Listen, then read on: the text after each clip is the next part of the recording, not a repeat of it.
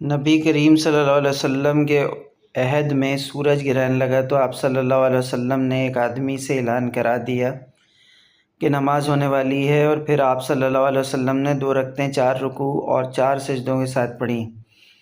ولید بن مسلم نے بیان کیا ہے کہ مجھے عبد الرحمن بن نمر نے خبر دی اور انہوں نے ابن شہاب سے سنا۔ اسی حدیث کی طرح زہری ابن شہاب نے بیان کیا ہے کہ اس پر میں نے عروہ سے پوچھا کہ پھر تمہارے بھائی عبداللہ بن زبیر نے جب مدینہ میں کسوف کی نماز پڑھائی تو کیوں ایسا کیا کہ جس طرح صبح کی نماز پڑھی جاتی ہے اسی طرح یہ نماز کسوف بھی انہوں نے پڑھائی؟ انہوں نے جواب دیا کہ ہاں، انہوں نے سنت کے خلاف کیا۔ عبد الرحمن بن نمر کے ساتھ اس حدیث کو سلیمان بن کثیر اور سفیان بن حسین نے بھی زہری سے روایت کیا، اس میں بھی جہری قرات کرنے کا بیان ہے۔ صحیح بخاری حدیث نمبر 1066۔